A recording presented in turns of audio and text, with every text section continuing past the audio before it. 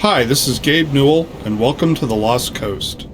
In this tour, we're going to be talking about a new graphics technology we've been developing called High Dynamic Range, or HDR.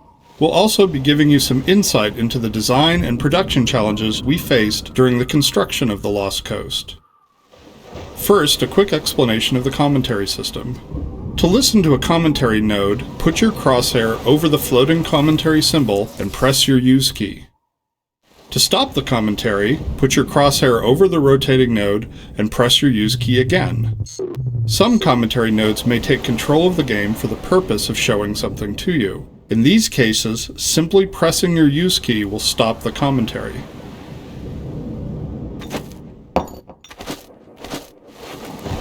With conventional rendering, seen here on the left, if something on the screen is 20% reflective, like the wet sand, then the maximum reflected brightness could only be 20% of the maximum brightness of your monitor.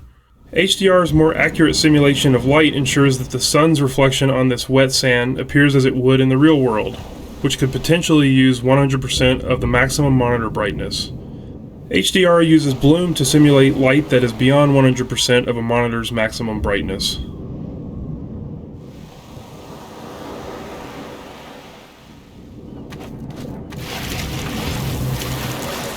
When the art team started to think about a location that would demonstrate the power of HDR, a beach was one of the first choices we made. The visual relationship between the sky, the water, and the rocks is something we could not achieve without HDR. In order for high dynamic range to correctly simulate the light's interaction with the surfaces around it, like these wet rocks, we needed more precise information about the surfaces than we've had in the past. And now going forward, we're modeling textures in 3D packages to ensure that the physical information encoded in the texture allows HDR to correctly bounce light off the surface. We also designed the colors and values of each surface to ensure they will be correct across all exposure levels.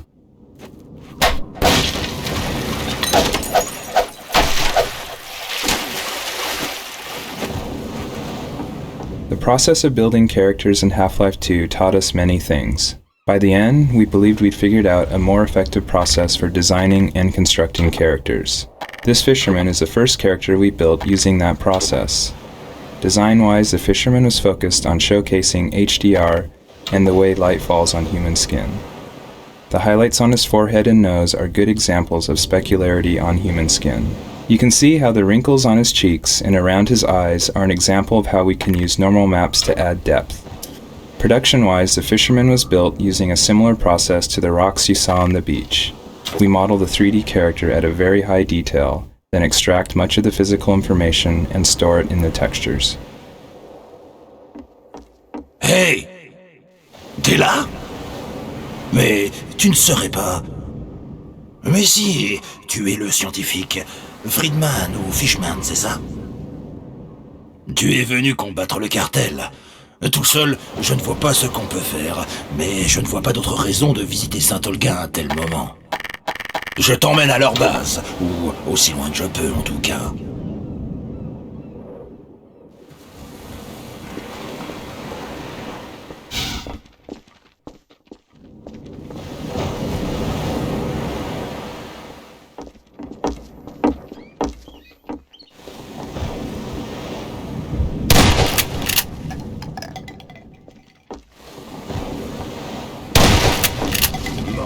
Laisse-moi.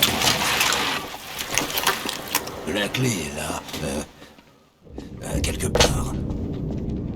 Voilà. On y va, mon gars. Détruis cette arme et ne traîne pas.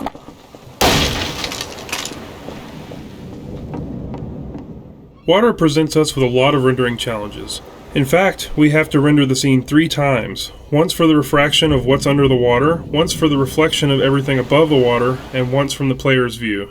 You can see the reflection and refraction scenes in the 2 small windows on screen. In the refraction, we calculate per pixel how much water you're looking through to do a volumetric underwater fog to simulate particulate matter. For our full HDR solution, we had to go through the entire engine and modify every bit of code that calculated light and color. For example, these water reflection and refraction renderings had to be improved to support the full range of contrast values. Dépêche-toi, suis le chemin. On y va, mon gars. Détruis cette arme et ne traîne pas.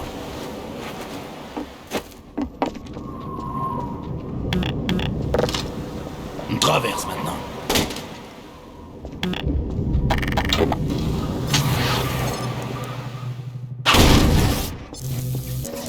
Il y a un chemin sur la falaise.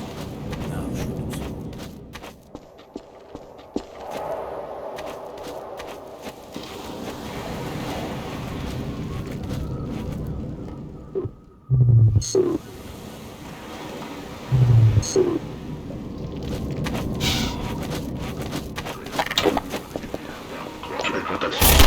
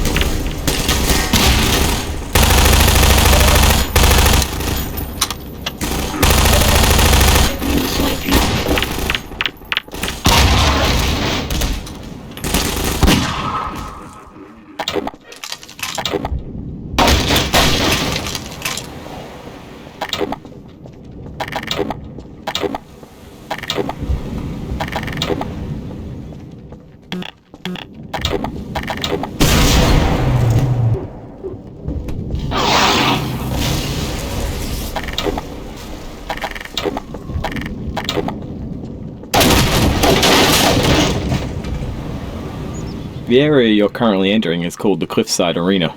We were particularly happy with the vertical cliffside in Half-Life 1, and regretted that we didn't iterate further on that concept in Half-Life 2. Vertical space allows us to force the player to deal with threats from above and below. We find that players focus their view on the direction they're travelling, so by using a cliffside and having the player ascend it, we ensure that the player will look up and be prepared for enemies. If the player's path was to move past the bottom of the cliffside, it would be unlikely he would notice soldiers rappelling down from above. And dying from unknown threats never feels fair and certainly isn't fun.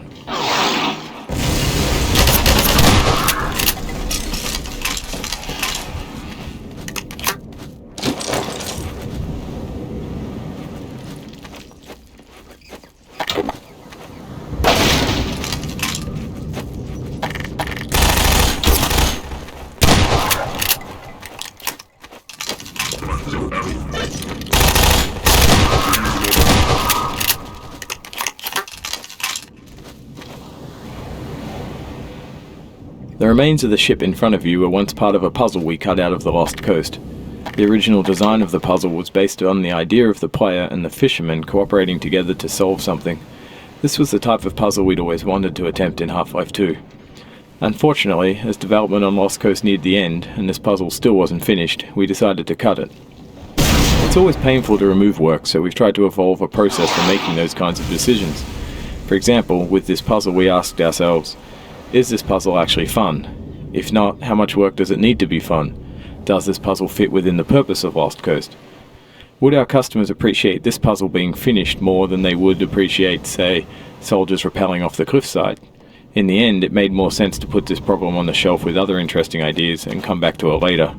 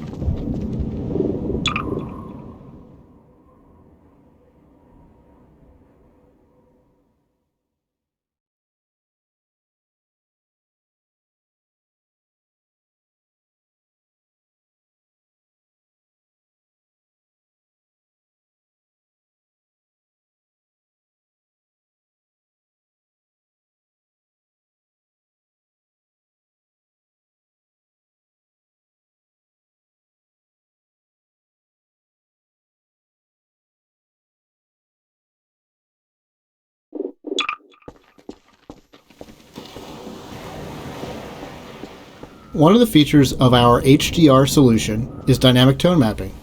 The easiest way to think about dynamic tone mapping is that it's a method of simulating the way the human eye reacts to light. In the real world, you've probably walked into a dark room and noticed your eye adjusting to the darkness, letting you see better after some time. Or you've walked out into a bright day and been blinded by the sun, only to have your eye adjust and allow you to see normally. Your iris is adjusting itself in response to the amount of light hitting your eye. Dynamic tone mapping simulates this by automatically adjusting the exposure of the scene to mimic the behavior of your iris. You can see this as the view moves from the dark tunnel to the bright sun and back again. Here, you can see the way we calculate the amount of light hitting the player's eyes. We take a snapshot of the scene, measure the brightness levels, and then use that to adjust exposure. We consider light at the center of the screen more important than at the edges to better simulate the geometry of the eye.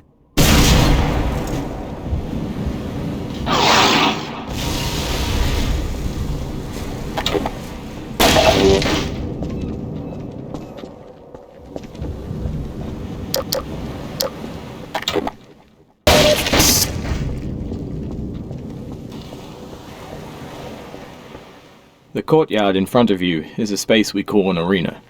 Arenas are built to hold the player for a period of time and usually contain combat or some other challenge.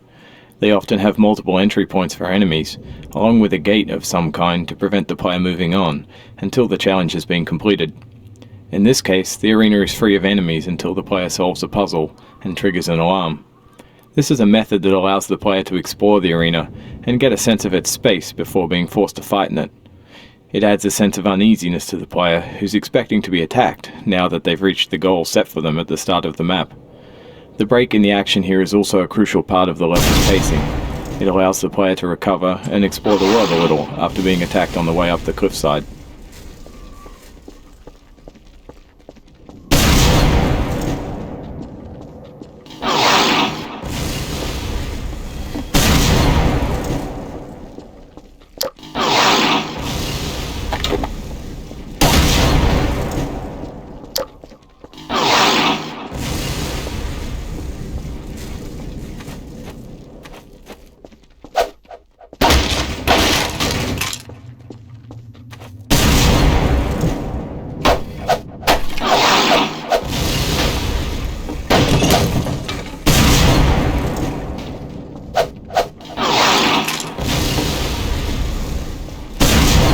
The source engine supports a wide variety of shaders. The refraction shader on the window here requires us to copy the scene to a texture, refract it, and then apply it to the window's surface.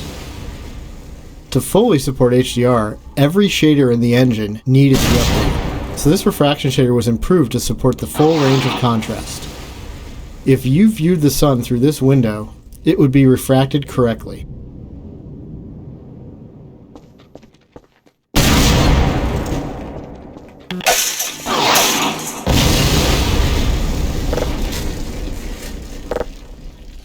We wanted to transition from a bright, wide-open space into a tighter, closed one to showcase HDR's dynamic tone mapping.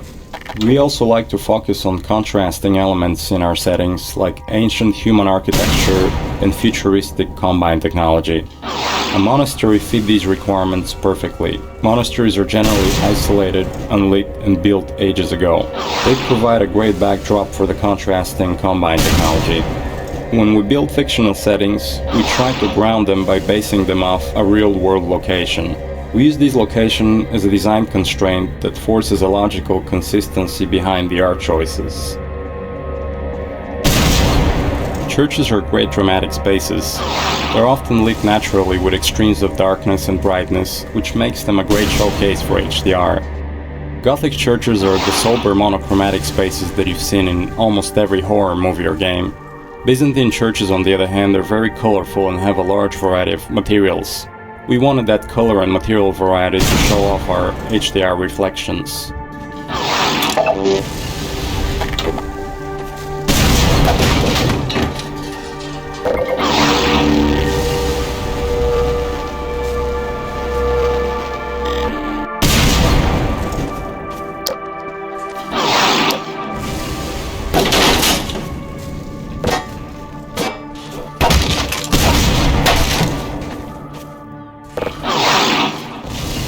Our games are filled with things we call gates, which are essentially just challenges that the player must overcome to drive the experience forward. We used a puzzle here since the player has been through combat and exploration recently. When we design challenges, we try to ensure that the player's goal and the action required by the player are both fun. It's not hard to create interesting goals for the player, like stopping this machine from shelling the nearby village, but the action required by the player to solve the challenge needs to be fun as well. So instead of something menial, such as hitting an off switch, the player gets to use physics to jam the gun's mechanism and cause it to break.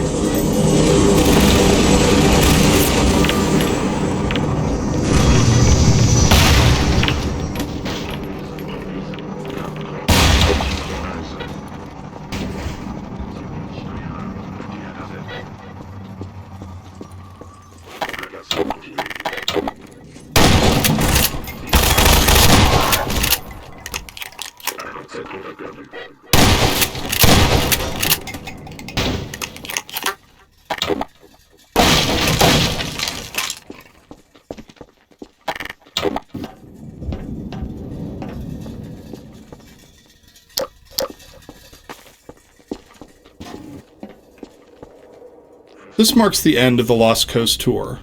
This has been an experiment on our part to see if our community would find it interesting to learn more about our development process. As always, we're interested in your feedback. I can be reached at gaben, G-A-B-E-N, at valvesoftware.com. People like this will keep producing this kind of content for all of our games going forward. Thanks for listening.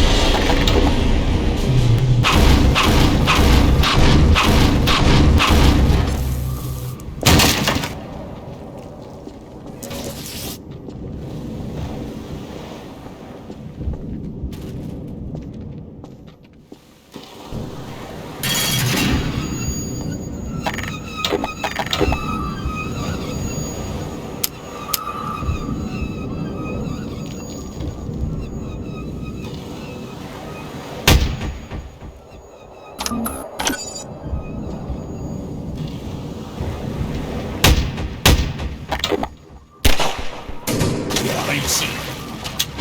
Viens avec moi, Saint-Olga. Un petit festin pour fêter ça. Hey, j'espère que tu aimes les sangsues. Mais tu vas où? Mais ta silhouette devient toute floue.